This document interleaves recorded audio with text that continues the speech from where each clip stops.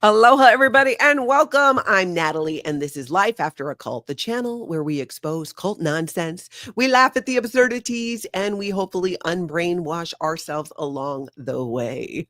Today, Aaron Smith-Levin breaks down the Clearwater protest arrest, and we have body cam footage to look at as well.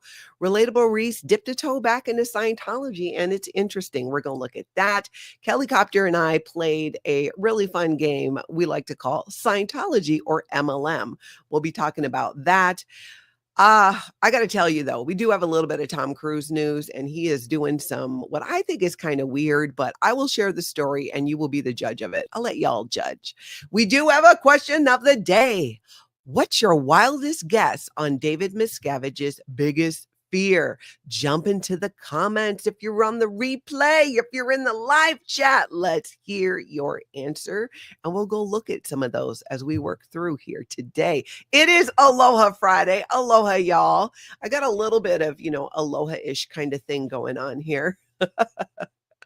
Thank you, moderators, for being here and bringing the aloha. Members, thank you for being here. We had a fabulous members only live yesterday. Well, I don't know if it was fabulous for them, but it was for me. Very helpful. Thank you so much for your support. Everybody in the live chat, it is so great to see you. I'm so glad you're here. Put your questions in there, put your comments in there, and answer that question of the day. So let's see. We are going to, thank you, Samantha. I'm glad you liked it. All right. We are going to start off with a story here. Let me pull this up. Let's get Tom Cruise out of the way. Let's just get it out of the way. This is a story. Forget his coconut cakes. Tom Cruise now sending pals Scientology certificates under plexiglass as his go-to gift. This I found to be very interesting that, this is in the news, and he's in the news not for another Mission Impossible movie or his infamous coconut cakes, although it is mentioned in this, obviously. This time he's decided to go full on Oprah, but instead of you get a car, it's you get Scientology under plexiglass. It seems to be Tom Cruise's new gift that he is giving to, I don't know, certain people. And it doesn't seem to be limited to the holidays either. But I guess if you have Tom Cruise, I mean, he is pretty famous. You have this famous friend and he sends you a box. I mean, that's exciting, right? You're thinking, oh, is that a fancy coconut cake? Because everybody has heard about Tom Cruise's coconut cakes. Did I get a coconut cake? But no, you open it. And there's a framed document with 20 tenets of Scientology under plexiglass. Surprise, it's not a cake, it's cult doctrine. And he is giving these to people. Apparently, this is Cruise's new go-to gift. According to Insider Report, he sends this token of truth to his Hollywood buddies for everything. Holidays, plexiglass. Birthdays, plexiglass. Did your film get greenlit? Congrats. Here's another set of Scientology rules under glass. Plexiglass, though, not real glass. Because nothing says thank you for believing in me quite like high gloss religious propaganda, which is exactly what it is. And these are not just some run-of-the-mill certificate. No, they're high-end. High gloss plaque, metallic gold script. I wish they included a photo of this in the article, but there's not one. Mounted with museum style precision, because, he's got his people, probably Sea Org members back there just cutting into these things and measuring them and making sure it's absolutely, absolutely perfect. So you get one of these. It's like, I don't know, I guess it could be like getting the Declaration of Independence, but it's like super cultier. One studio assistant said, we opened it and just stared. It was like receiving the Constitution, but with more mind control. And I love how one source says, it's his version of roses. Here's some Scientology. Oh, sure. I mean, Tom, what's more romantic than receiving a velvet-lined box with religious tenets that say, hey, do you want to be clear? Nothing says I'm thinking of you like doctrine under glass. At least he's shaking it up. Although, you guys know I low-key am jealous that I don't get a coconut cake because 1, I love coconut. 2, I love cake. And it sounds amazing. I keep thinking somebody needs to make it. The recipes are out there. So let me throw this out there to y'all. There are recipes out there on how to make the coconut cake. And yeah, I'm down. I mean, I don't know how you'd get it to me. We have to figure this out. Maybe I wonder if I could find a recipe and convince Jenna to make it. That would be awesome. I would like it a lot. So flowers die, right? Plexiglass lasts forever, but so does regret. So does regret, Tom. So does regret. And you got to not forget either that Tom does have his other signature gift, right? The infamous coconut cake. And I think it's like $126. And he buys these in bulk. And if he's still paying that for a price, I wonder if that includes shipping. That is the one, though, that's reserved for A-list celebs waiting by their mailboxes like kids on Christmas Eve. And my question is, how does he decide who gets a cake and who gets Scientology in a plexiglass? I don't know. Some people are really into the cakes. I mean, Glenn, who was it? Oh my gosh, who was it? There was somebody who gets the cake, has a cruise cake party every year where he invites people over, not just, just to have a little bit of the Tom Cruise cake.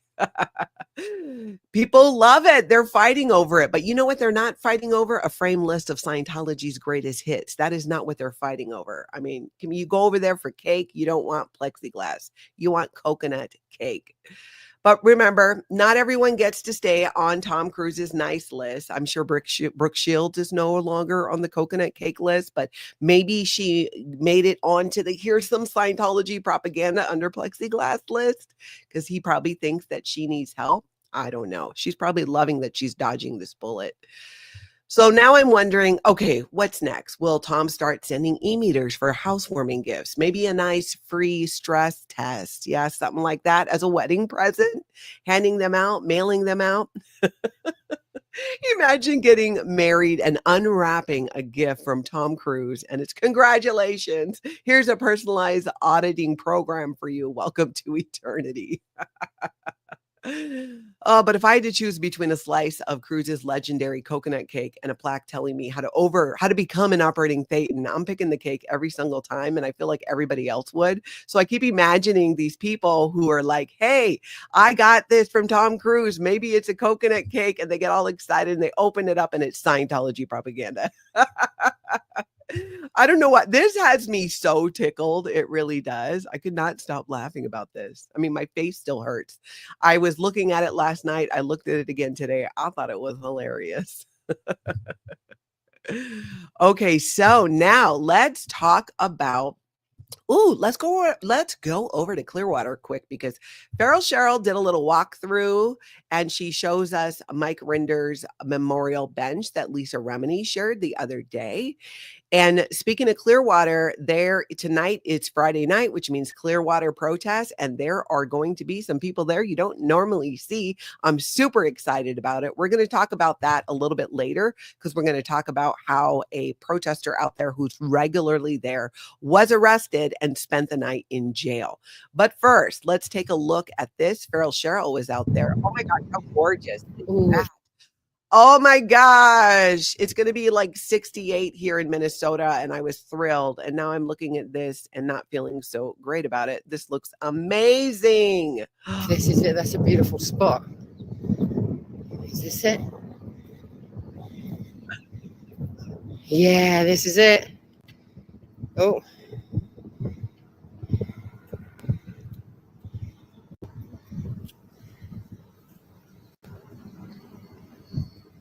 And there's the plaque. The view is gorgeous. Yep, I agree with you, Alexis. I think tonight will be wild after Erica's arrest. And we're going to talk more about that. Cheryl, thank you for sharing that. I bet that there'll be people tonight also visiting it and giving us another look at it. Maybe we can even see what it looks like after dark out there and how many people are around. If you didn't catch it yesterday, Kelli Copter, I put her in the hot seat, y'all. She was in the hot seat and she was nervous about it. She took on some very tough questions and honestly, she came through. She did fantastic. Kelli Copter and I played Scientology or MLM, and it was an audience participation. So if you didn't see the video, you can go back and watch it. Put an S in the chat if you think something is a Scientology quote, and put an M if you think it is from multi-level marketing. Now, this list I had to change the quotes from Scientology aren't always exact word for word because certain words would clearly be a signal that it's Scientology, which I think made the game more fun. Constance June, I'm glad you liked it. This stream with Kelli was so much fun. I did. That's probably why my face still hurts today too. I laughed so much in that video. Absolutely loved it. Queen of Karma says, I adore Kelli Copter. I think she's lovely. That was such a fun game as an anti-MLMer. It really was eye-opening too. I thought it was very eye-opening. All right, let's see now. Let's look at that clip. Did I share the clip? I did not share the clip. Here we go. Okay, so final answer. Your vibe attracts your tribe. Scientology or MLM? Sorry. Final answer is MLM. Okay, Kelli Copter has locked in with MLM. Reprise 53 says vibes are for implant stations. Okay, so your vibe attracts your tribe comes from the MLM world. I knew it. Yeah, you got it. And you were right too, that it, I agree with you. I've not heard L. Ron Hubbard use the word vibe like that, but we know some of these are not exact word for word because then I go on to explain how we play the game, how the Scientology ones can't be exact word for word or it'd be too obvious, but some of them are the ones that don't use Scientology terminology. Kelli did amazing. It was a nail biter. And like I said, she was nervous about it. She thought she was going to do horrible. I will not spoiler alert what happened, but you should watch. It's fun. And you learn something about cults and MLMs, which can be culty. I mean, let's be real, along the way. So do check it out. All right, let's see now. Oh my goodness. We got to look at these clips from Xenu TV. Mark Bunker for the win. He shared these creepy, this was from, what was this from? It was from something that came out in, I think it was like 95. There's some hidden camera footage used to show how Scientology operates. It was on this news program. Let's take a look at this first clip here. What was this one about? Oh, yes. Hidden camera of how Scientology recruits. This was from 95, but this could have been yesterday. Take a look, you guys. Some of Ali's experiences were captured by her secret camera. Others we have reconstructed from the notes she made immediately afterwards. On Poole High Street, she's approached within minutes by a young man with a clipboard. Same thing. They got people out there with clipboards trying to get you to do a personality test, trying to get you to watch a film. All of the things still going on today. All right, I'm going to lob down here to ask people questions. Look, first question. If you could be anything in life, what would you most like to be? Explorer. Claiming to promote a book, the young man persuades Ali to go with him to his office to complete a survey. It's 40 minutes before he admits he works for the Scientologists. Again, 40 minutes before he admits he works for Scientology, luring this woman in there who, of course, he did not know was like a reporter, but worked out good for us. 40 minutes. We still see this today. People who go in to Scientology locations, not even knowing it's Scientology, especially at places like the Hollywood Testing Center, where they try to hide the sign for Scientology. It just blows my mind that they still do this today. This is how most people are recruited into Scientology, but they don't know the true beginnings of this so-called science of the mind. Scientology was created by this man, Lafayette Ron Hubbard, or Ron. Absolutely mind-blowing. So there's some undercover footage that I'm going to share of how they use the personality test to recruit. And in my mind, it is fascinating to see nothing has changed in Scientology. Same tactics. so she wasn't wearing her secret camera gear. But the Scientologists were determined she should wait. After more than an hour's wait, she was eventually ushered in to see Debbie, the registrar. And the registrar, remember, in Scientology, the registrar's job is to get that money, to get you signed up for Scientology services, to get your money, to sell you books. That is what the registrar does. When I was in Debbie's office the first night, I spoke about a relationship breakup, and she really dug into that. She made me actually feel really bad about that, although I actually I'm completely over it. Isn't that interesting? The person who's trying to recruit her and sell her Scientology zeroes in on, a breakup. And even though this woman's like feeling that she got over the breakup, they rubbed her face in it, made her feel bad about it. That is the drill they do. It's what's called their dissemination drill, where they contact the person. Second step is handle. If anything comes up about Scientology that's critical, they try to use dead agenting material to be like, no, we're not a cult, please. So it's what? Contact, handle, salvage. So that's when you like find their ruin, as it's called in Scientology. And they're not even listening to the people. If this girl is saying, yeah, no, that doesn't bother me, I'm over that. But the person administering the test, the registrar, which let's just start there, right? This is a personality test they call the Oxford Capacity Analysis. They want to make it sound all fancy, but the person doing it is not qualified in any way, shape, or form. In fact, we're going to look at a clip from a psychologist who talks about this too. This is just crazy, and this still happens today. She then went through the personality test. She showed me all these things that were wrong with me, that I had bad communication skills, that I had negative attitude, things that really I don't have in real life that she made out that I had. This grinding down of Ali's confidence went on for an hour until Ali paid £40 for help that Debbie said she needed. So you get how they do that? Try and find things based off that test and getting you to open up about it and talk about it. And this is something not limited to Scientology. The personality test may be, but that tactic, that cult tactic of getting in your business, getting all up in it and trying to find out what's ruining your life, or at least they can make it seem that way. I mean, they like totally rubbed her face in something that didn't bother her, trying to erode her confidence, getting her into a state of, oh my gosh, I'm totally messed up. What am I going to do? What am I going to do? Because that's what they do, get you to that point of feeling like, oh my gosh, this is a huge problem. I didn't realize it. And then they sweep in with Scientology. Scientology can help you with that. Buy this book, do this course, get this auditing, pay all this money.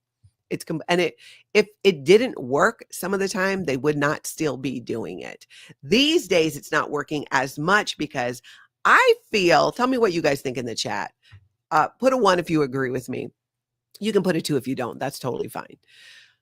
I feel that more people go into Scientology today to do these personality tests and see films that are really trolling. They're there on a dare, or it's like something funny and hilarious to do, like going to the alien church in LA, that kind of a thing, you know? I don't think the majority are there to actually find out about Scientology, let alone do Scientology. That's what I think. You guys tell me what you think about that. 1 in the chat if you think people are only going in to troll or because it's funny or they're curious, but in a morbid way. Not curious as in, oh my gosh, I just really want to learn so much more about Scientology. No, it's more like, oh my God, I heard it's a cult. Let's go inside. Let's do the test. Let's listen to the spiel. Okay, I'm seeing a lot of 1s there. So I think so. Yeah, Amuro. Big time trolls. Absolutely. And can you imagine being the Scientology person? Like back in the day when I was on staff and I was a hardcore Scientologist, I did those personality tests. We had scripts that we would work off of. You like put it into the computer and it spits this stuff out. And then you just basically read that and try to glean what the person's ruin is. Now, I will say I never honed in on something the person said wasn't their deal, that they weren't upset about. I mean, and honestly, I was a horrible recruiter for Scientology. I failed at my job massively. I don't think I got anybody into Scientology.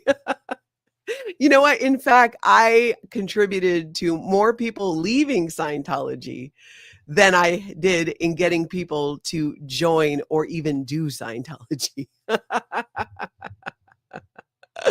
I was a horrible Scientologist, I guess. Okay, now listen to this. When you hear what this psychologist has to say about this test and what they did to this poor woman, or at least what she tried to do, I thought this was really telling. And again, this whole video, you can see the whole program on Xenu TV. That is Mark Bunker's channel. You're going to want to check that out. Before Ali went undercover, Dr. Brian Tully, a leading consultant clinical and forensic psychologist, had already given her a properly validated personality test. Ready to go. I'd like you to start the test now. So Psychologist gives her a real one. This is a validated test. This will truly give us a look into what's happening with her. Come back in about 35 minutes. Okay, thanks. Dr. Tully's findings were rather different to those of the Scientologists. As far as one can understand this form, they're more or less saying that she has some desirable qualities, but she has a whole range of undesirable and poor communication skills. Now, that's just not true. On a scientifically validated test, we find that actually she's a very warm person. She likes to get involved with people at a very early stage. She's emotionally stable. She's open to new experience and interests. Completely the opposite of what Scientology was trying to tell her. Completely the opposite. I mean, that just blew my mind. Completely the opposite, like could not have been further from the truth. So put this in perspective of thinking about the people who do go in and this test, I'll put that in quotes in case you're in the car, is administered to them and they're put through this whole rigmarole, right? They are emotionally manipulated into buying, if they do, some type of Scientology. But what could that do to a person, especially if you think you didn't really have a problem before and now your face is being rubbed in it like you have this huge problem? And what if that's not even what your problem really is? It's damaging. Even the introduction to Scientology is damaging for people. I found that interesting. So this also touched on, we're going to look at a quick clip where it touches on the long-term devastating effects of Scientology. And I thought that was interesting because we do talk about this. You know, we talk about this all of the time. Mock says there's nothing wrong with you and your bad sales pitch. Yeah, thank you. That's right, Queen of Karma. Any place that offers these tests are a hoax, a crock, not there for actual healing. The IQ test is all bunk. In Scientology, my former Scientology friends in the chat back me up on this. How many times did we do the IQ test or even this personality test? Every time you do a major Scientology service or in the C organization, if we were being pushed forward for some type of job or role that had to be approved, we had to do all of these tests. Well, you do the same tests every time. So there's this aptitude test and then the IQ test. You do the same test every time. Over time, you're going to figure out what the answers are or you're going to remember them. So it's total BS. And then it gives this false idea that, oh, look how much your IQ went up. Look how much your aptitude improved. Yeah, I've taken the test 10 times. I kind of remember now what to do and I can do it faster because that one is a time test. And same thing with the IQ test. If there's something you weren't sure of, you know, what if you learn it before the next IQ test? It's total BS, but so many people get taken in by this and it is a tool in quotes by Scientology to get people like full-blown Scientologists still to do their next level because you have to redo these tests over and over and over again. It's absolutely ridiculous. So take a look at this, which talks about the long-term psychological effects of being in Scientology. In America, Flo Conway and Jim Siegelman have been studying cults for the past 20 years. Their new research, which is about to be published, finds that Scientology has the worst long-term effects. Among Scientologists in particular, people who come out of this group report to us very high levels of amnesia, memory loss, of insomnia, of disorientation, of hallucinations and delusions, of perceptions of bewildering psychic experiences that will plague them. And in some instances, we've cataloged for up to 12 years after they leave the group. Isn't that interesting? Because there was another cult expert who talked about this, that, hey, it can take an average of 12 and a half years to recover from Scientology. And then that's not necessarily like this full recovery, but can have these long-term effects. We also saw recently, Fat Grammy did a couple of surveys of former Scientologists, which also backs up what they said back then, that is still true today. Power Lies to Paralyze, if you go look on their community post, did a great breakdown of both of these surveys and what the results show. And it is massively disturbing, but it's the same thing. It's the same thing today. The same damage, the same tactics. Because, you know, they only have one playbook. Let's be honest. They got to do what L. Ron Hubbard said to do. What is happening here? She is like out of control there. Stay there. Boom. Reprise 53 says the real damage is after they convince you you're effed up. The solution doesn't work. And now turns out you're even worse because it's your fault too. Exactly. That's a crazy thing about it. Once you get in there and you, maybe in the early times, right, you do a course, you do things that are like, they're way cheaper and actually have some helpful things in there. And you're like, oh, okay, this is kind of helpful. All right. Then you get deeper in, right? The love bombing. And then it's like, oh, you should do this next service. If you really want to break through and have a real big breakthrough, you got to buy like 3 intensives of auditing, which are like 12.5-hour chunks, or 10, whatever it is, whatever they think you have the money to do, because they're going to ask for your credit cards. They're going to ask like, let's go online and just check your limits here. Oh, let's make a phone call and get them to raise your limits. That's how they do. Kelli Copter, aloha, girl. I'm so glad you're here. I just shared the clip a little earlier about our game. I had so much fun with you, and it sounds like everybody especially who participated, found it really, really fun as well. That's right. James Steele, Kelli the Genius Copter. She did so good. Sandy McKenna, thank you for the reminder. All hula on over to the like button and check your subscribe and hit that as well. Thank you for that reminder.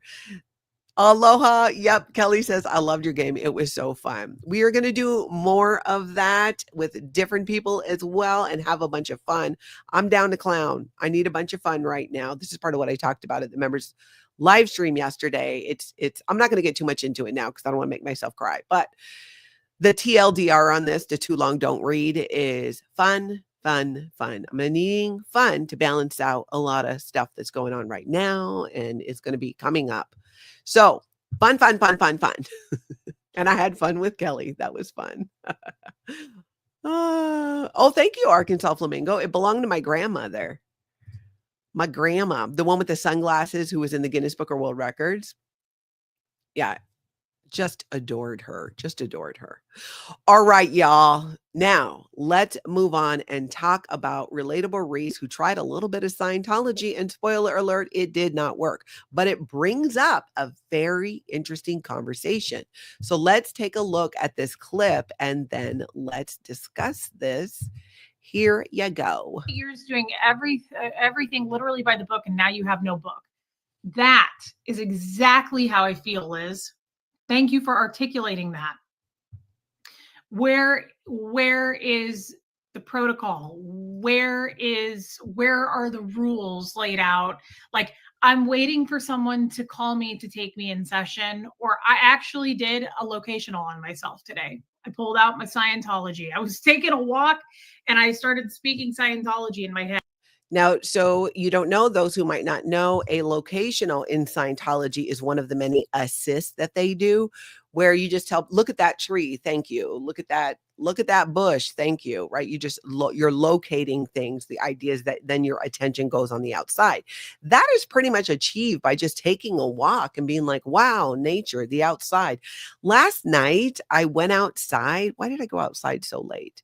I was letting my daughter's dog out. And there were so many stars in the sky. It's like, I forgot, like, I need to go outside more at nighttime. Now that the weather's getting warmer, honestly, that's what keeps me in the house, especially at night, is if it's too cold. But it felt nice out. So I hung out there for a little bit and I found like my space opened up, things that one would claim in Scientology through their techniques. Like, I just got standing outside and looking at the stars, just in awe of how amazing it is and how beautiful. It was a clear night. The weather was just right. I almost pulled out my chair and was going to hang out there, but it was actually kind of late. And I'm like, girl, you got to get to bed. You wake up at 6 and you got to like hit the ground running. It is recap day tomorrow. So I dragged myself back inside, but supposed to be warm today. Warmer, I think like 68 or something. So I'm going to spend some time doing that. But that is what a Scientology locational assist is. And there's an entire book, which she actually shows. So you get to see of all the Scientology assists, as they call them. And I was like, okay, I'm going to start stretching out my anchor points. Like, it's time to put your anchor points out. And in Scientology, anchor points are basically just what it sounds like, putting your attention. Like if I put my attention on the corner of the room, it's like I'm putting an anchor point there. If I'm putting it over there, I'm putting an anchor point there. And there are different processes in Scientology that require you to do that. Now, outside of that, just in the normal world, you can just, you can take up as much space as you want to take up. You can notice things far away or nearby, and it does get you out of your head. It doesn't have to be this formal, look at that wall. Thank you. Walk over to that wall. Thank you. Touch that wall. Thank you. Oh my God. No more of that. But it's an example of one of the things that is used so often in Scientology, especially with these assists. And you've heard Relatable Reese talk before about the loss of a person assist, where you basically, when you lose someone, look around and find something that doesn't remind you of that person that you lost. It's absolutely ridiculous. It desensitizes you, or that's the intention. So you don't associate things with the person that you love. Why would you want to do that? Not the way to handle it at all. Not the way to get through grief. Just another way in Scientology to compartmentalize it. And I think in moments of stress, when you don't have other tools, and that's what I found interesting about this video, is Relatable Reese talks about not having enough other tools, that she actually reverted to Scientology and doing a locational, which she shares the result of that. Let's listen to it.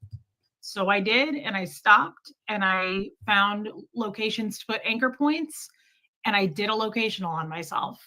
And I was like, this is what has worked for me in the past. And it didn't do a damn thing. It's a shame. The magic wore off. 38 years doing every. And you know why I think part of that is it because it's not a valid tool? I think in Scientology, this is my opinion. Tell me what you guys think about this in the chat, whether you're never in Scientology, but all in on ending this cult, or you're a former member. I feel, because it's not like just this with Scientology, it's with other things. If you believe it enough, it helps that become the reality, right? And I think with a lot of Scientology, as Scientologists, especially growing up, we were told as kids, we were given these locationals when we were crying, when we were upset.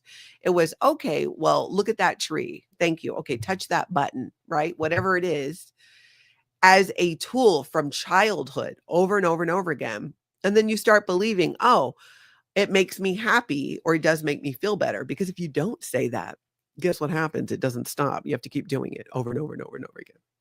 Over and over and over and over and over again. So you are conditioned and programmed to believe that these things are going to work. That because if you don't have the proper outcome, then you're the a-hole, right? Something's wrong with you. You got misunderstood words. DP Never In. Aloha. Thank you for being a member for 11. Aloha. Oh, double aloha there. I got excited. DP Never In. Thank you for being a member for 11 months. It's like a placebo effect. Yeah, I think it is. It got me, after I watched that video and she said that, it really got me thinking about that. And I wanted to know your thoughts. Do you guys think that a lot of Scientology does work as a placebo effect? Because it doesn't really accomplish in a lot of cases. Now, some people do get wins in Scientology, even the upper levels, where they're like, hey, I enjoyed it and I got something out of it. And it's not my intention to take away from that, but to share my experience and that of many others after they've left Scientology. I would say that the majority recognize that their win was basically almost implanted within them, that, oh yes, if you do this, this will be the result, because L. Ron Hubbard said so. And of course, everything he says is supposed to be true. Kelli Copter says, I think you have to convince yourself it works. I think you have to convince yourself it works, else you will be paying for more courses because you obviously did something wrong. Yes, that is exactly it. So much in Scientology is about status, the level of clear, operating Satan. I've done all 3L rundown. That just means you paid a ridiculous amount of money for not a lot. I've done superpower. Okay, so you ran around a pole wearing a cute little zip-up tracksuit. What'd you really get out of that? They never tell you. And this is why I think Scientologists rarely actually share what their specific wins are. They just repeat back the literature. On Scientology's Bridge to Total Freedom, it tells you every step what you're supposed to get out of it. And if you want to finish that step, you better like come up by saying something along those lines. I find that very, very interesting. And I think that might be part of too, when I was watching Relatable Reese, that video of what she might be experiencing is just peeling off more layers of recognizing that, wow, those things they were doing to me from childhood and telling me I would get this result, they didn't work. They don't work. And there are other tools.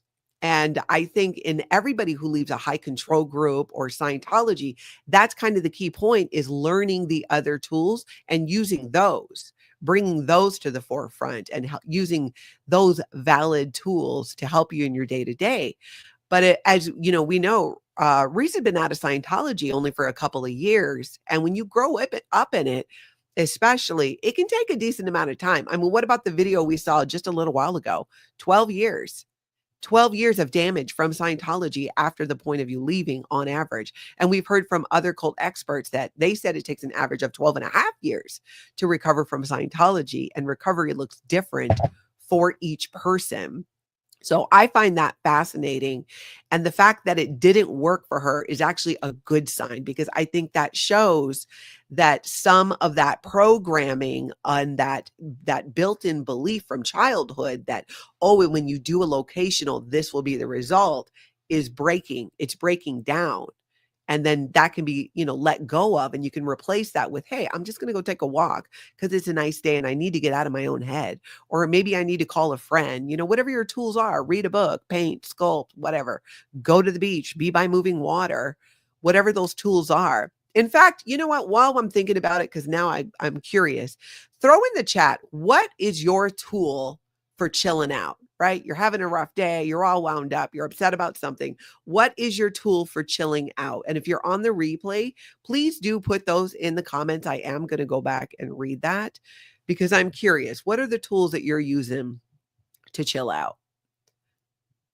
And hopefully they're healthy tools. If they're unhealthy tools,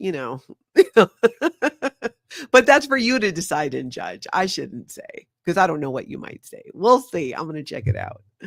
All right. Listening to music, Abigail, for sure. Gunther at Gunther's place is ASMR. Oh, I am with you. One of the things I do to chill out, I like to watch restocking videos. I like the clicking sounds.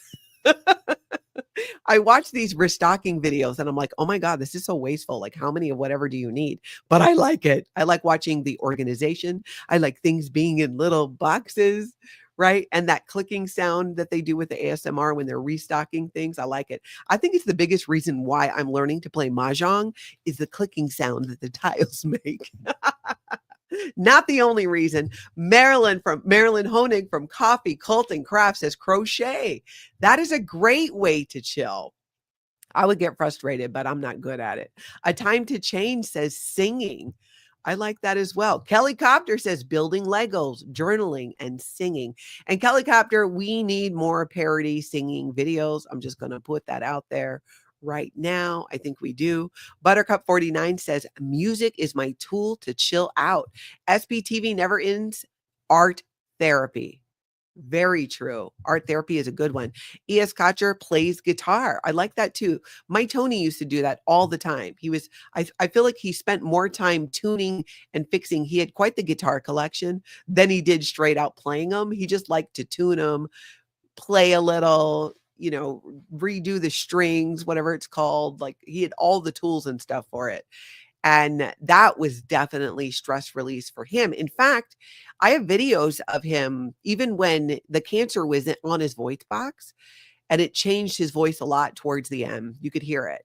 But he still was trying to sing and play music. I mean, even in the week before his death, he was still trying to do that. That's how important music and playing guitar was to him. So it was a huge part of what he used to manage his stress. So I can totally see it. Amuro says video games. Susan also likes to crochet. And Cheryl's doing breathing exercises to calm my vagus nerve.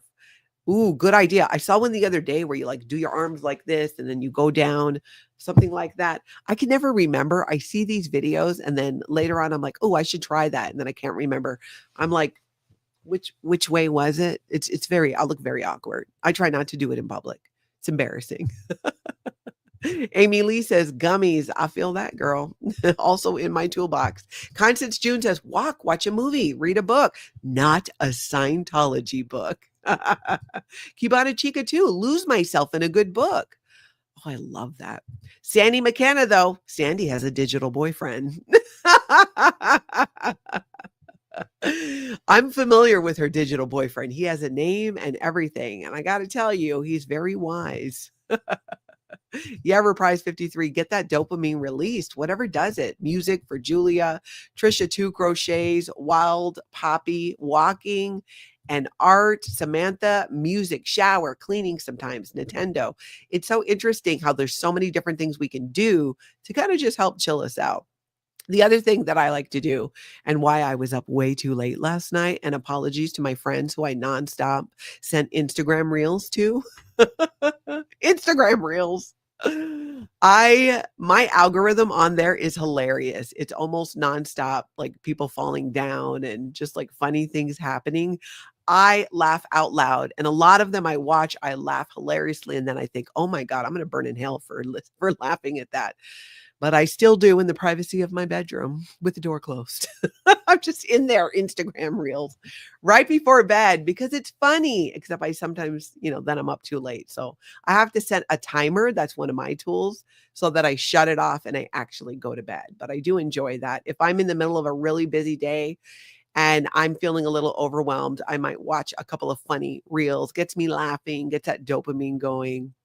And being outside too, for me, is a big one. And if I can't get outside because of the cold, looking outside, just looking outside. Ooh, DP Never in quilting. I can totally say that. See that. James Steele, I like watching Natalie's adverts. Oh, that's hilarious. And thank you for that, James Steele. Keep them coming, you guys. I'm loving all of the ideas. Going to the seaside. Yeah, these are fantastic. Maybe too, other people watching might pick up some tips. I'm like, oh yeah, I should try that. I didn't think of doing that. Okay, so now let's move over and talk about the Clearwater protester who was arrested. And it was Erica. And I could not believe it. I was like, what is happening? But before we get into that, we should wake up the Office of Special Affairs because it's Aloha Friday. David Miscavige. Oh, he's all turned around. What is happening? David Miscavige, wake up your people. Aloha, Office of Special Affairs. I should have woken you up early because we covered some good stuff. So you got to go back on the replay and watch it from the beginning, but hit that like button before you do and make sure you're still subscribed. Okay, Office of Special Affairs. We are going to get into some stuff here that it's like, oh my gosh, the stuff that I have learned recently, the stuff that we cannot unsee that we've been learning in some recent videos has been blowing my mind. And it ties to Erica being arrested. And I can't believe they arrested Erica. Erica, she doesn't live stream, but she is out there in Clearwater protesting Scientology multiple days of the week. And she is just the sweetest person. I can't believe that this happened, but I love that she had body cam footage of it. I really do. I thought that was fantastic. Oh, we got to do a hotline call. I don't want to lose my place. Okay, so we're about to talk about Erica. Don't let me lose my place, you guys. Life After a Cult hotline. This is Natalie. How can I help you? Okay, that sounds serious. You think you're in a cult? No problem. Let's break this down. What kind of group are we talking about? High control religion, MLM, fitness obsession? What is it? Hydration. I'm into hydration. You're buying a lot of water bottles. Okay, this is a new one for me. Hold up. You're telling me you have 14 Stanleys and you don't even drink that much water. That doesn't make a lot of sense. That's that water bottle, right? That comes in different colors. Okay. Well, just take some deep breaths. We're going to get through this. Okay. So, I mean, let's talk about some points that could make us understand if this was a cult, right? Were you love bombed, promised a better life? Oh, they told you you'd be healthier, right? Of course they did. And it keeps water cold for 24 hours. I mean, that's basically a miracle, right? How's that happen? Okay, you started with just one. I mean, I have a water bottle. It's a knockoff. It's not a Stanley, but it does keep water cold. I like that. Well, and I have to drink things out of the same container. Coffee out of the same thing. Water out of the same thing. It's a thing. I know. All right. Well, enough about me, though. You were saying you started with just one. Oh, you got the limited editions. Lavender, sage, the Target exclusive. I didn't even know they sold them there. Stop it. You're in deep. This isn't hydration. This is indoctrination. Wait, you and your friends plan whole Target runs around this. You have strategy meetings about it. There's a Facebook group and it drops alerts when these new water bottles come out. Oh, honey, that's not a hobby. That's a hydration hustle. All right, let's look at this further. Do you feel pressure to recruit others? Ooh, okay, you convinced your sister. Okay. That's a lot. And now is she deep in? She's asking you if she should get the glitter one. Yeah, that's spreading. That is classic cult expansion. What about financial strain? Are we there yet? 4 last week. Dang, I don't even have one. They're expensive. And you told your husband they were an investment. Oh, this is very much giving Beanie Babies. Remember back in the day? And he asked if it was a hydration empire. I cannot. All right. Have you started hiding purchases? That's often a sign. You know what I'm saying? You got to hide those purchases. Are you being sneaky about it? Well, where do you keep them? In the trunk. You told him the clinking was road noise. Oh, sweetie, that's denial. That's denial. What's your pantry look like? What? The food is in the garage because the Stanleys took over the shelves. Okay, I've heard enough. Brace yourself. I'm going to tell you the truth, okay? You're not in a cult necessarily, but you are in a Stanley spiral. Yes, a Stanley spiral. It starts with one, and before you know it, you're color coordinating hydration stations and moving canned goods to the garage. This is how it happens. And now you're sitting here wondering how you got 14 tumblers and a Target addiction. Well, step 1 is admit you have enough. Yeah, you might want to delete that app too. No, don't check it. No. That's the whole point. Delete it. You have enough. I know. Glow in the dark edition dropping next week. No. That's how they get you. Then you're sitting in the dark using it. No, switching to Yeti is not going to make it better. That's like leaving one cult just to join another. Yeah, same overpriced tumbler. I mean, don't get me wrong. I love it. I love my Yeti coffee. It's the only thing I drink coffee out of most of the time. No, you got this. Remember, hydration is great, but financial stability is better. Good. I am proud of you. You're taking the first step out of the Stanley spiral. What did you say? You just got to look at the Easter drop? No. What? Hello? Well, I guess they're off to go look at the Stanley Easter drop. I don't quite get it. I mean, I have seen these mugs. Like I said, I have a knockoff, but you know what I like, which I should put it on my Amazon wish list. They have this thing you can put on top that's like a tray so you can carry it around and you got your snacks on there. That I might have to sign up for, but I don't understand having multiples of these. So I'm hoping that this person, is like, this is your opportunity to step away. All right, moving on, getting back to what we were talking about. We are going to get into, right before we talk about Erica, we got to talk about something.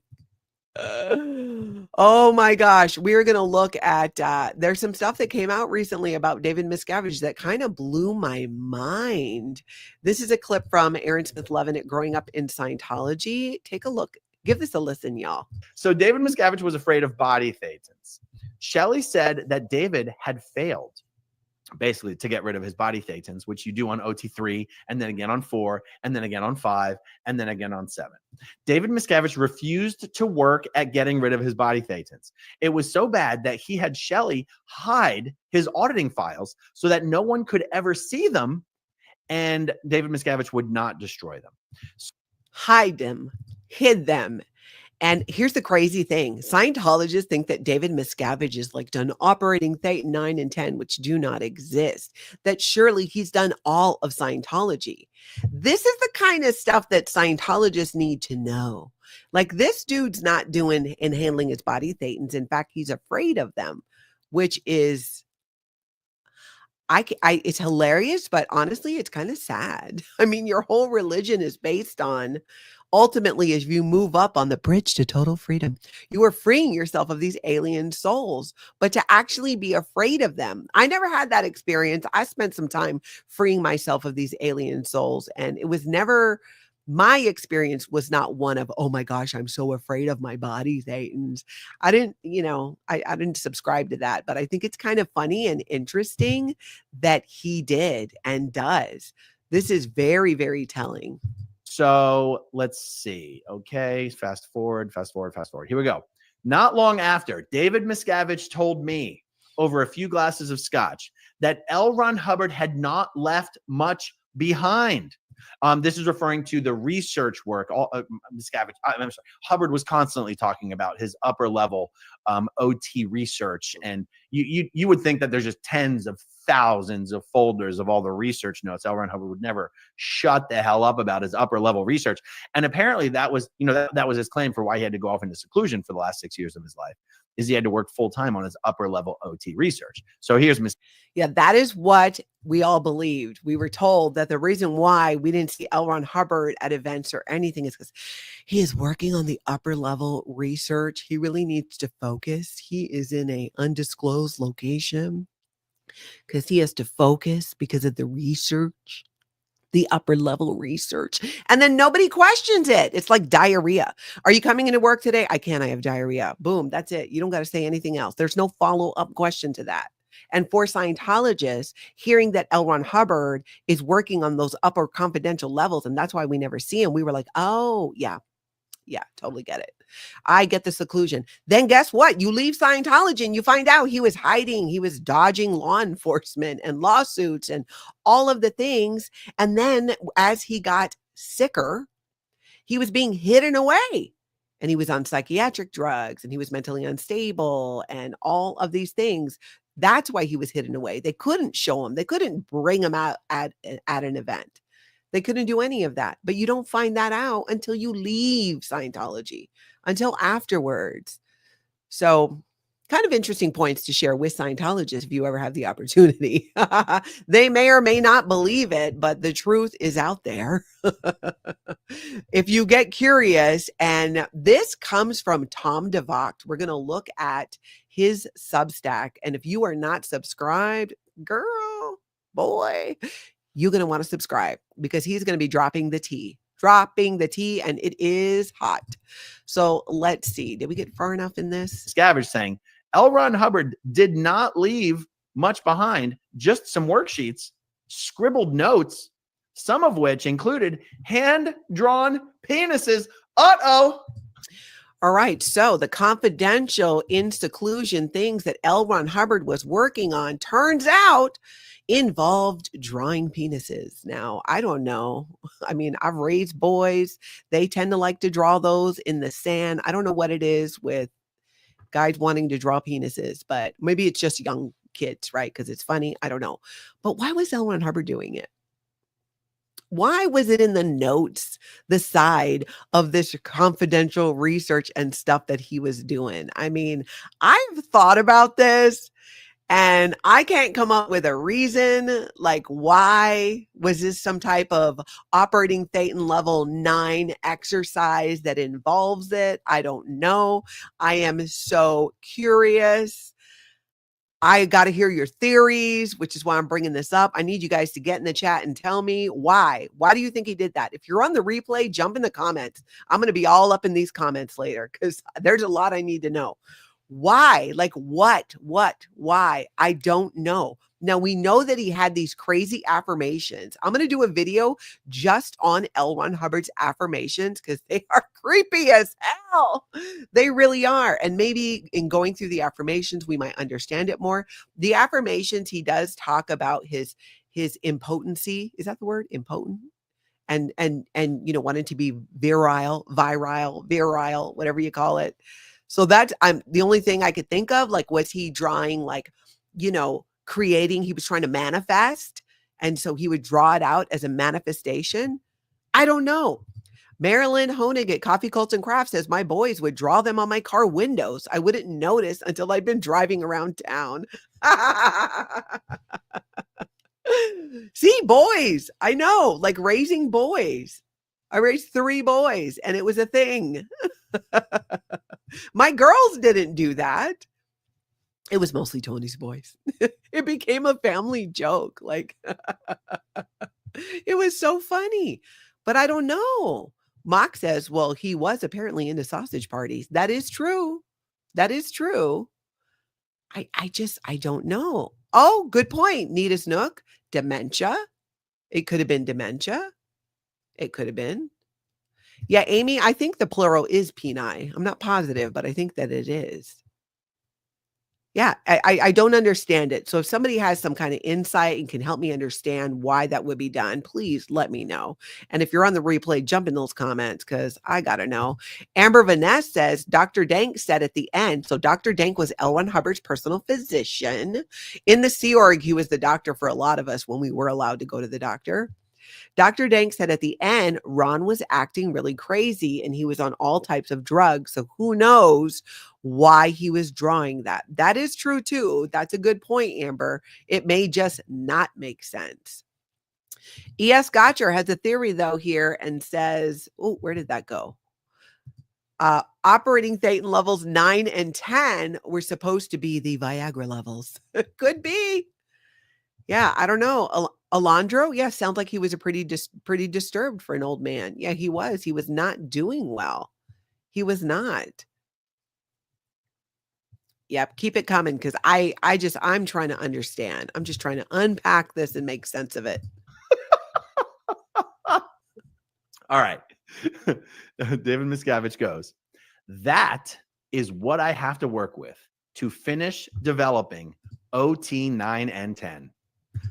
What I love so much about that is David Miscavige's reaction to it, because he's sharing this with Tom DeVocht, whose Substack we're going to look at in just a minute. He's sharing this with him over scotch. Yeah, penis drawings in the margin. Like, that's what I have to work with to figure out how to create some type of operating thetan 9 and 10.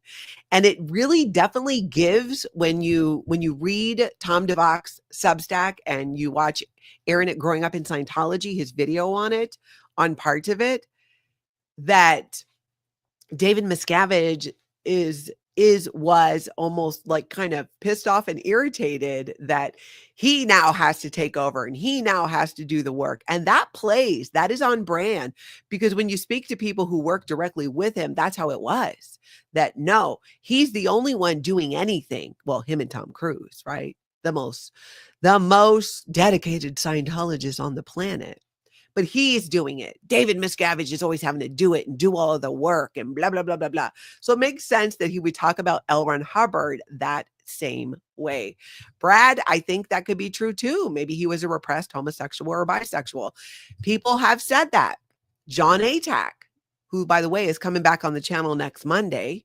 John Atack wrote, Let's Sell Them a Piece of Blue Sky, former Scientologist, tons of research into L. Ron Hubbard, who he really was, the truth about his story, what was not true. And he said, John Atack said that L. Ron Hubbard was bisexual. He was in the Aleister Crowley sex cult.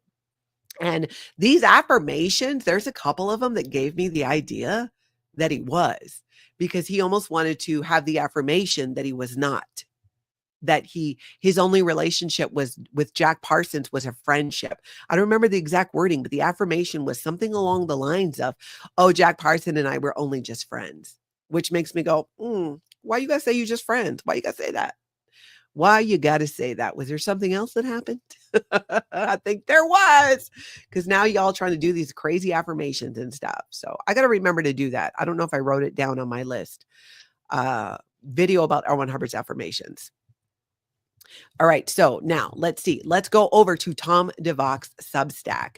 Now, I will link this below so you can go check it out. Tom DeVocht is a former Scientologist, a former member of the Sea Organization. He spent a lot of time with a lot of people in the top levels of Scientology, including David Miscavige. And this guy tells the tea, the truth. I really think Again, go over and subscribe. There's like a free subscription, but there's a paid subscription too, which if you can do that, do it, because it will help support him in doing this and continuing to share these things. So I went through this, and it is a wild ride, you guys. A wild ride. We're talking 28 years in Scientology, surviving the whole, dodging beatings, and eventually realizing Scientology has nothing to offer. But it's not just the mind games, the sleep deprivation, or even David Miscavige's violent tantrums that finally made Tom DeVocht walk away. It was something way more absurd. And trust me, by the end of this, you're going to be questioning reality and maybe even side-eyeing your favorite CEO like, ooh, I don't know.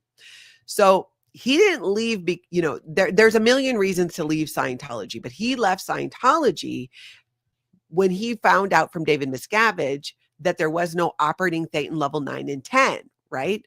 Just some notes and a bunch of peni doodles in it there. And that's all that there was.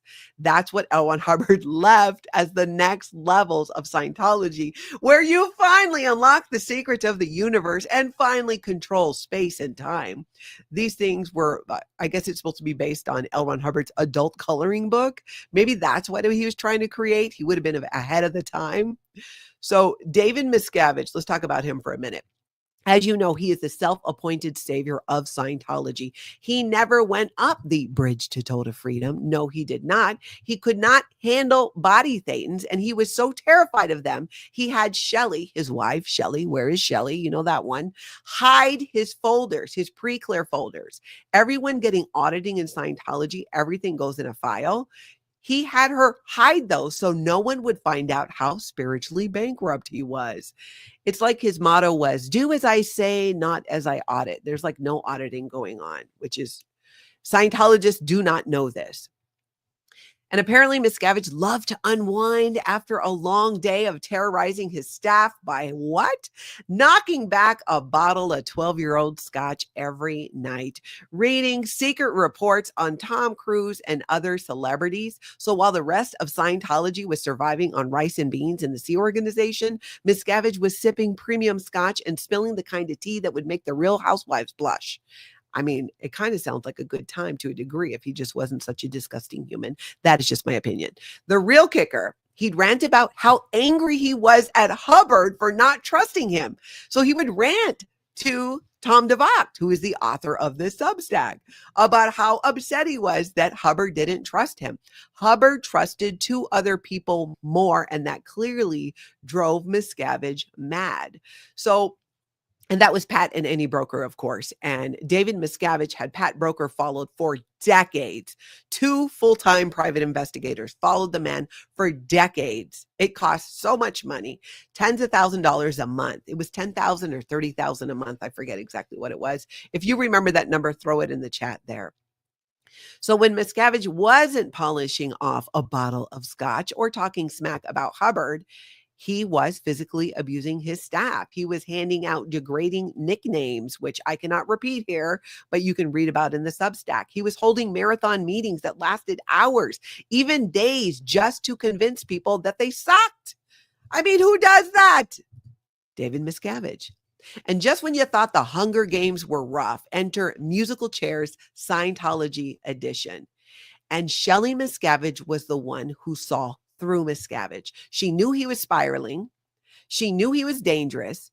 And she knew that David Miscavige wasn't moving the needle. He was just moving the goalposts. Things weren't moving forward. He was just moving the carrot further out. Shelley confided in Tom DeVocht that David Miscavige was a fraud who never made it past, how far did he go? I don't remember exactly. He never got up the bridge for like decades, right? And so, of course, it makes sense that we never see Shelley Miscavige and no one has seen her for a long time. Because, if you got your wife running around about the truth and, you just can't have that getting out. But it does seem that the ultimate breaking point for Tom DeVocht was realizing that Miscavige was about to develop operating Thetan 9 and 10. Because remember, all Scientologists, we were told and believed that operating Thetan 9 and 10 was what was already created by L. Ron Hubbard. So imagine finding out. I mean, I got to tell you, I was pissed as hell when I found that out because it's such BS. That carrot was held in front of us for so many things. So I'm really glad that the truth is coming out about that even more. So there is no operating Thetan 9 and 10, which is supposed to be the highest, most secretive levels of Scientology. It doesn't exist. Just, what are we left with? Hubbard's scribbled notes, which include some drawings of some penises. That is his legacy. That is what he left. Unlock the mysteries of the universe, or at least some questionable doodles. So when Miscavige admitted that Hubbard didn't leave much behind, right? Just these half-baked ideas and anatomical sketches, that's when it clicked for Tom DeVocht. After leaving Scientology, he didn't just escape this cult. He realized that cults are everywhere, right? They can exist everywhere. Even tech billionaires who think they're superior because they launched an app, or, they could be running mini cults as well. So it is a fascinating tale. There is so much in this. I'm going to link it because it is worth reading the entire thing. In Aaron's video at Growing Up in Scientology, he goes over a little bit about it, but the entire post, and you're going to want to see future ones. So I recommend that you subscribe because there is a lot of tea there, and I cannot wait till more comes out. Nancy's dropping a link too in the comments. By the way, you all, we celebrated yesterday on my video with Kelli Copter, but it was Nancy's birthday yesterday. So drop some happy birthdays to Nancy in there. She's always behind the scenes, smashing trolls, helping out with the links. It was, yesterday. So she had her happy birthday. We did it on Kelli Copter's video. So you'll see that too. But if you haven't already wished Nancy a happy birthday, jump in the live chat. Or if you're on the replay, jump in those comments. I think she'd appreciate it. I know myself, we all appreciate all of her hard work and help from all of the moderators as well. I love these Aloha ambassadors, just spreading aloha, answering questions, helping out, keeping the chat moving, keeping it friendly. I love it. Okay, now we got to go over. We're going to move on from Tom DeVocht, and we got to talk about Erica being arrested in Clearwater. Sweet, kind Erica arrested, spent the night in jail. Let's kick it off with watching Aaron's video when he went out there right when Erica had gotten out of jail. Every week for the last 15 months, she's doing the exact same thing that all of us were doing out here every week for 4 weeks straight, sometimes with 15 people, 16 people, basically having a party out here. And none of the police officers ever said, you can't stand in the street. They said the exact opposite. They said, as long as you are not blocking this bike lane, you are fine. And I remember we literally picked up our table and we moved it right over to the middle, right here, so that we weren't blocking the bike lane. And all the cops said was, that's perfect. Thank you. We said, no problem. Do you know what I think's happening here? I think Scientology is sick and tired of not being able to find out who Erica is. That's what I think. And by the way, Erica is definite trouble source in the live chat. You'll see on the live chat's definite trouble source. And this could very much be true because what was the deal, right? They were harassing her over not giving her last name. And Erica has body cam footage of all of this, which we're going to look at. A lot doesn't make sense. So Erica asked a valid question. What ordinance says I can't stand here? She's not in the road. She's near the curb and the lane is clearly over there, but the officer keeps insisting she's in the roadway. So if she's standing where pedestrians commonly walk, especially where Scientologists stroll by all the time, how is this suddenly a problem? Because remember, she's been out there for 14, 15 months without issue. Scientologists walk by there all the time. The officer did not cite any clear ordinance, made vague threats. We can go two ways. You can identify yourself or I can take you to jail. Erica asked, can you show me the ordinance? Right? Show me the ordinance. Can you tell me? I'd like to know. If there's no ordinance, Erica is within her right. She calmly is asking for proof of wrongdoing, something any citizen has the right to do. The officer never actually cites any specific rule or law, which is a big red flag. Police can't arrest someone just because they feel it's wrong. If there's no legal backing, the arrest becomes questionable. So the officer then pivots and is like, you're refusing to identify yourself, so now it's obstruction. What? Wait a minute. If no crime is being committed, there's no obligation to provide ID. This feels more like a power move than legitimate law enforcement. And yeah, it feels very Scientology. I think Erica felt that too, and she's not wrong. Scientology has a long history of weaponizing law enforcement to intimidate protesters and critics. Let's not forget Operation Freakout. You might want to Google that if you're not familiar. So the footage we're going to look at, it fits a pattern. Suddenly, what's been acceptable behavior for 14, 15 months is now grounds for arrest. The officer insists she's stepping into the roadway, but the footage doesn't show any actual cars or traffic in danger. And if the lane is over there and she's standing on a part of the street where pedestrians walk, is this really the roadway? So is this arrest about public safety, or is it about silencing a protester who's been too vocal near Scientology's property? And I feel like it's the later one. You guys tell me what you think about that. And at one point, I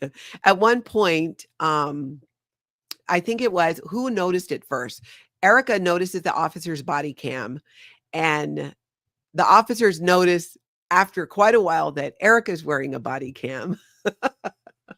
And the irony, because body cams are meant to increase transparency, right? But we've seen plenty of cases where footage conveniently goes missing when it doesn't suit the narrative. And this is not paranoia. There's a history of Scientology cozying up to local police. We know this, right? And after all, it is in Clearwater, Florida, the belly of the beast. So if Scientology has its fingerprints on local authorities, protesters near their properties are at a higher risk of being targeted. And Erica, they don't know her last name. They want to find out. This is one way to do it. And it's a tool that they've used before. So was law enforcement was it an overreaction? I think so. Absolutely. But more importantly, I think the question is, was it intentional? Arresting a protester, even for something minor, do they think that sends a chilling message to anyone thinking about speaking out against Scientology? Yeah. Yes, that is how Scientology thinks. Well, it did not stop Erica. You know what she did when she got out of jail? She went right back to protesting.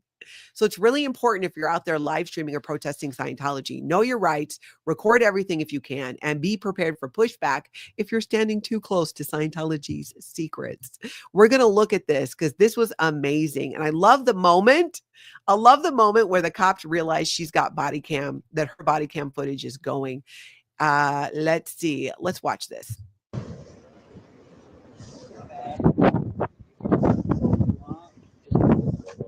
Yeah. So I've talked to other guys. You can be on the sidewalk, you can get properly. Okay. So there's no ordinance that keeps me from standing here. And the lane is over there. I was not in the lane. This is considered roadway now. No, this is a pedestrian lane. This right here is for Harrison. This is for Harrison. This is not. Can you show me? No, I don't. Can you show me the ordinance? And it's kind of quiet, but you can see the closed caption on there. And this video is on Growing Up in Scientology. It shows who the officer is, and you can see Erica there. Tell me, Erica. Okay. How you doing today, Erica? Good. What's your last name? I'm not going to tell you. I don't need to tell you, Erica. I'm just telling Erica what. So he asks her name, and she says, Erica, and lets him know, I don't have to tell you. Like, there's no crime. What's actually happening here? But to be polite, she's at least sharing that her first name is Erica. And you can hear she's calm. She's being respectful.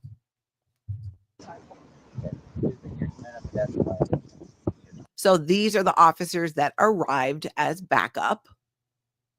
Can you show me that? It's Florida State statute. That I can't stand here? You can't stand here. That is the law. Okay? You can stand But on I the need sidewalk. you to show it to me because I know cops lie all the time. They can't stand there, he's saying, yet she's been standing there for a long time. They're out there on Friday nights. Other police have come by and been like, hey, just don't block the bike lane. Like, why is this all of a sudden an issue? I'm lying to you, though. I'm not lying about lying to you. This lady's over here stepping into the roadway. I'm standing here, but I'm going to tell you something else. The Scientologists walk by here all the time. They use a crosswalk. Yeah, and You also can't be on the roadway. it's not the roadway. Listen, we can Trail right here. Okay, bikes, everybody walks up to here. We can go 2 ways. Yeah. Okay. You can identify yourself. Okay. I'm going to take you to jail for obstruction. Oh, you're kidding me. This is Yeah. SWAT. This is not SWAT. Here's the thing, right? Listen. You're stepping into the roadway with vehicle traffic coming in. Okay. There's no vehicle traffic. You are on the roadway though. This is the roadway. Okay. Okay. So, you want to play this game or do you want to go another route? I really. Do you want to play this game or do you want to go another route? I mean, she's being very reasonable in what she's saying. And again, they've been out there how many times? And in Aaron's video at Growing Up in Scientology, he explains what that street actually looks like. And he shows it and shows where they're able to stand. You just can't block the bike path. Cheryl says, if we would have been out there with her, I wonder if they would have been so forceful. That is a great question, Cheryl. I don't think so. And I agree, Cheryl. Buttercup 49 says, I doubt it. I doubt that they would have done that because she is often out there by herself and she doesn't live stream, but she did have the body cam going. I don't think they saw that coming. You need you to show me. I've been standing here for 14 months. It's not been a problem. You can stand on the sidewalk all you want. You can peacefully protest all you want. Yeah, okay? but I can't But be you seen can't on the be sidewalk here. You because can't there be are here. cars We are there. under an intersection. Okay. This is not a So car which way do you want to go? It's just cars this way. I'm being nice to you right now. Okay. Okay. I'm not very nice because I've had police. I'm being nice to you right now. Just sounds like a bit of a power trip. Just somebody who cannot admit that maybe he's wrong, or maybe there's a better way to handle this. Or is it someone who's trying to find out who she is, what her last name is for Scientology? Police talk to me a lot out here. Well, It's never been an issue. well, it is an issue now. I saw you step into the roadway, and we are on the roadway. This is the roadway, ma'am. Okay. So you're saying like to arrest me? For obstruction, correct. You're refusing to identify yourself. Okay. And if you give me false information.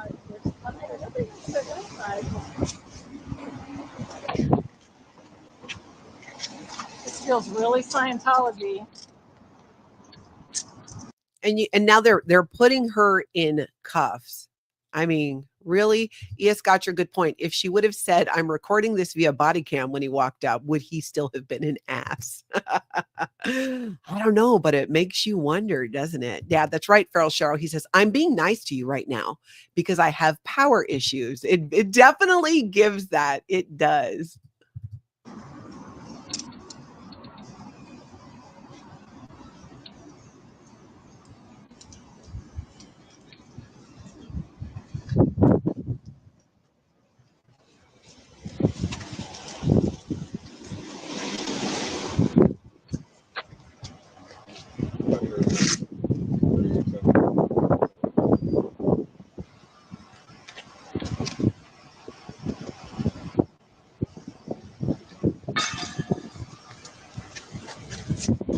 Where's my sign?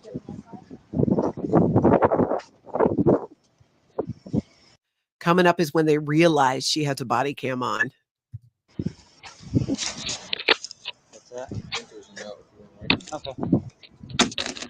She has no weapons on her before we put her in the car. Just gonna grab your phone, man.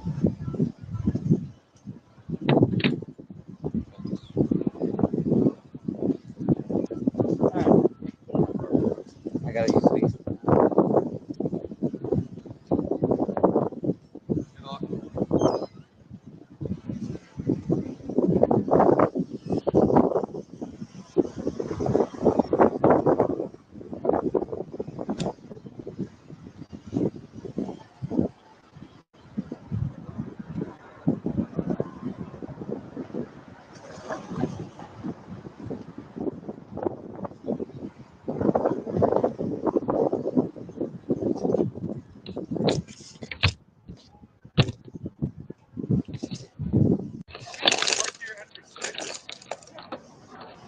What does the sign say?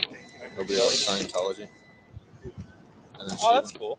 And she has and Scientology. She has a body cam? Here's where they realize she has a body cam and it's on and it's recording. It's not recording though. What's the point of it? You upload this to Axon? Oh, I guess it is recording. Oh, that's cool. We record too. Scientology, it's so much worse than you think. Learn more at inscientology.org. They're .org. Right? Yeah, she's literally. Oh wait, no.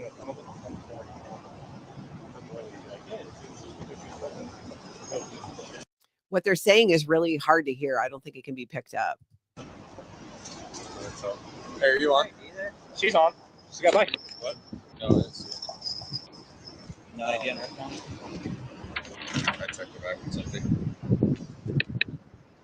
I think Rodriguez has a fingerprint scanner. That's right. But it doesn't work unless you message her in your system. I'll check in real quick. Yeah, actually. Erica spent the night and next day in Pinellas County Jail. She pled not guilty to obstructing justice and resisting an officer. She was released on her own recognizance. What in the world of crazy is that and happening? Scientology up north says, I feel really bad for Erica, but happy she had the body cam footage to prove how the police is once again playing right into the cult pocket. Yes, and she doesn't live stream, but she has the body cam, and I thought that was super smart. Definite trouble source. There's Erica herself. This community is so supportive. I am so proud to be part of it. Love you all. Erica, thank you so much. And thank you for doing what you do all the time. And it is going to be a fun night tonight, y'all. There are going to be people showing up tonight to protest that you've not seen out there before. And you can catch, let's see, Cheryl's out there. Aaron, growing up at Scientology, is streaming. Sandy McKenna. Dusty Soda Dispenser's usually there. Cheryl, if there's anybody else you want to shout out or that you can shout out, go ahead and throw it in the chat that are going to be there. But this is going to be a fun one to watch tonight. I love it. It's like my Friday night activity. Jamie Castro is out there as well. We see him. We've gotten to know him in the chat. Yeah, Katie Fulton, the math is not mathing. This is madness indeed. Andrew B says, yeah, this cop is so paid off. It just really like, Fat Cat's Heaven says Google Scientology mayor email. Ooh. Sandy McKenna says obstruction is a stretch. The only thing she blocked was Scientology's comfort zone. Good one, Sandy McKenna. Good one. Rochelle says one cop said, that's cool. When reading the sign, at least one understands the assignment. Exactly. I know, Samantha, resisting an officer. She was just asking a question. What's the ordinance? Why is it that we've been here this whole time and it's not been an issue? And now you're going to arrest her? And they kept her in jail overnight and all day? Just absolute insanity. And I just love, and Erica, shout out to you, girl, because she didn't just, she just went right back. She went right back there to protest. I agree, Squirrel SPTV. I hope she filed a complaint or files a complaint. Sandy McKenna says Scientology owns downtown, but they don't own the Constitution. Well said. And I love you guys giving Erica lots of love. Brad says, keep up the work, Erica. Saved by grace. So crazy. Definitely best to protest with others. But if you are alone, always record. That's right. Hearts to Erica. Yep, completely. Jay says, I can't wait. Yeah, it's going to be fun tonight. It's like my Friday night activity. Cheryl says, we're having a birthday party tonight. It's Sarasota Jerry's birthday. Come join. Yes. And I do believe you are going to see some new faces that you may not have seen before, which I'm excited about. A lot of concern over this body cam being backed up. That's right, Kitty Fulton. Do you back this up to, what is it, Axon or Axum or something like that? Do you back it up? Like, is this going to the cloud somewhere? Will it make a difference if we delete it right now? No. I don't think they saw that coming. Well, you can tell that they did not. You can tell they didn't. Sharona says, I do agree that this cop was on the hunt to identify Erica. She's such a strong woman. I love how calm she was standing up to him. Exactly. Exactly. Saved by Grace. Will Travolta have a cutout? I don't know. I don't know if someone's working on that. I know it's been an idea. I think it would be a lot of fun. E.S. Gotcher says Cop is either paid off or is connected to Scientology or is a Scientologist. Yeah, you just never know. Does it matter to you? Not to me. Great point. Obstruction is a physical act as per the law. Yep, Northern Girl, tonight's going to be a fun one. I can't wait to see it. Katie Fulton says, Erica, God bless you. So glad you're free and well. You are strong. Lots of hearts for you. Oh, Janet from Another Planet. Good point. I think they were probably going to try to get information from her phone. They did hold on to her phone till I think like 4 a.m. or something. She didn't even have her phone. Yep. Superstorm Day. Erica is a rock star. Did they read her rights? You know, not that I saw. I don't know if they did at some point, Jesse. Erica, you can chime in if you want to. Absolutely. Oh, Itchy Thetans. Happy first birthday to your puppy. That is so cute.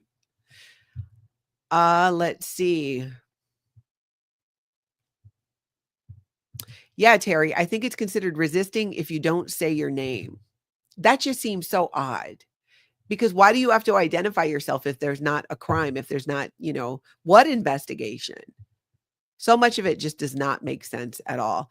And happy birthday to Sarasota Jerry. That is so fun that you guys are doing a birthday party tonight.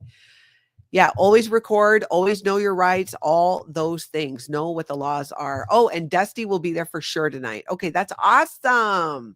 Julie O'Connell says, I didn't hear them give her rights. Yeah, I didn't either. Yep, absolutely. Now let's go through a few of these. Question of the day. What's your wildest guess on David Miscavige's biggest fear? Janet Burns says, oh, Davy Boy is scared of body thetans, especially kids' body thetans. Yes, that's another thing we learned from Tom DeVocht Substack. And Aaron at Growing Up in Scientology covered that as well, that David Miscavige, it's one of the reasons why he allegedly does not like children because of their body thetans. Like he thinks they're just going to go jump over on him. The jokes just, make themselves with this. I feel like, here's my plan.